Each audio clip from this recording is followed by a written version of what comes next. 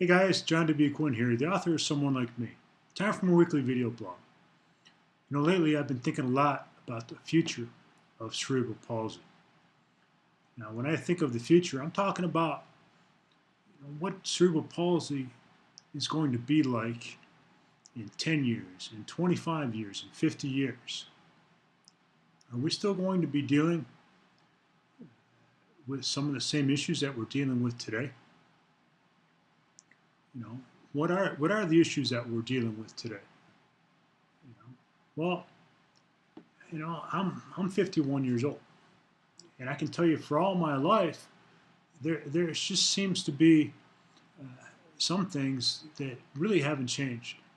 I'm talking about the lack of funding, for not only CP causation research, but funding for adults with cerebral palsy, the aging population with cerebral palsy. We don't think about people with cerebral palsy getting old. Again, I'm 51. I want to be around for another 50 years.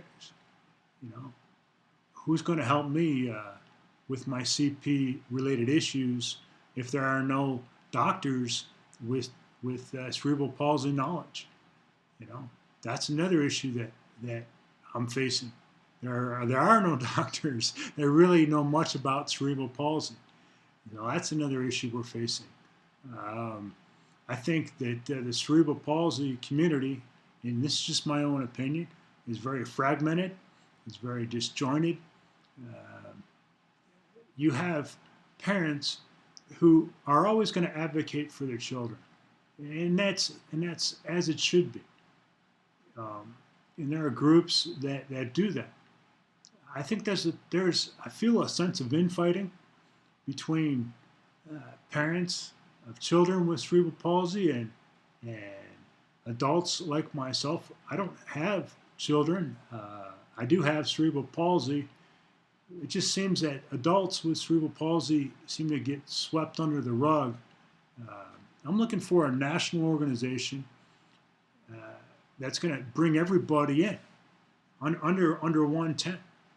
I know that Reaching for the Stars is doing a lot of great work, and I guess I'm focusing in on United Cerebral Palsy, who, in my opinion, have taken their eye off the cerebral palsy ball. Who speaks for us with cerebral palsy in the nation today? Who's our spokesman? Who's the one advocating and lobbying for cerebral palsy causes in Washington, D.C.? And I'm talking about everyone with cerebral palsy, adults, senior citizens, kids, everyone. I mean, there's over 800,000 of us in the United States. Not all of us are children. Are these the issues that we're going to face in the next 25, 50 years? I don't know. I'll tell you, I'm frustrated because as a Navy Senior Chief Petty Officer, the Navy, they give me the authority and the responsibility on board aircraft carriers and battleships to get the job done. If you see a problem, don't come to me with problems, come to me with solutions. I used to tell this to my sailors all the time. So I guess I'm kind of tired of sitting back, waiting for the solution to come. So I think one of the things that we can do as an organization, as a group of people, is just come together and talk and find out what are the common issues that are facing the cerebral palsy community. And we're starting to take action on this. Last week, there's a group of us, myself, Zachary Fennell, author of Off Balanced, the guys from Handicap This, Tim Wambach, Mike Bergson, Ability Catcher, my friend Cindy over there in San Diego. Check out abilitycatcher.com. And a few of us, we had a live Twitter chat last week. And we're trying to just start a dialogue of cerebral palsy issues. And we're going to do another live Twitter chat on December 11th. So that's going to be at 8 p.m. on Twitter. using the hashtag CPChatNow. So join us. You know, if you have questions about what cerebral palsy is, ask us.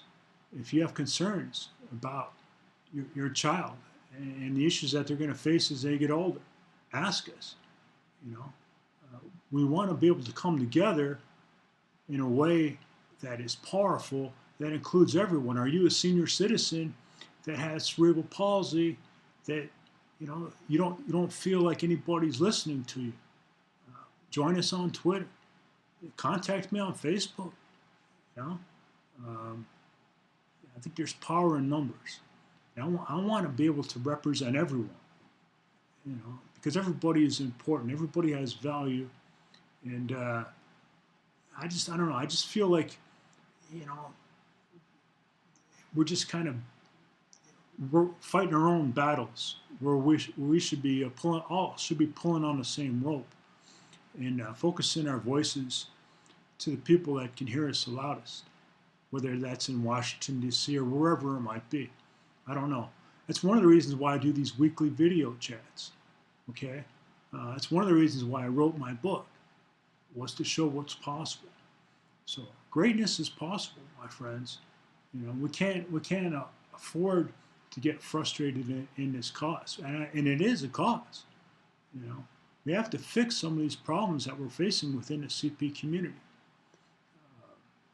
So join us on Twitter on December the 11th at 8 p.m. Eastern, and shoot us with questions, and let's come together and start solving these problems. I think a cool thing to think about is maybe getting together, and not as a big CP convention with doctors and speakers and all that stuff. I'm not into that. You know what I'm into? Sitting down with a cup of coffee or over lunch or dinner and just talking, taking over a restaurant or a coffee house somewhere.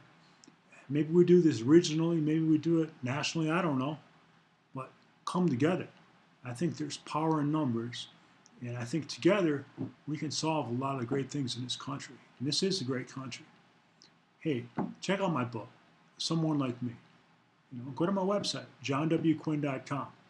You know, pick up a copy of my book for somebody for Christmas. Download it on their Kindle or their Note. Put it on their iPod. You can listen to it on iTunes and all that stuff. So, again, my book's titled Someone Like Me. I'm John W. Quinn, and let's do it again next week, guys. All right? Bye-bye.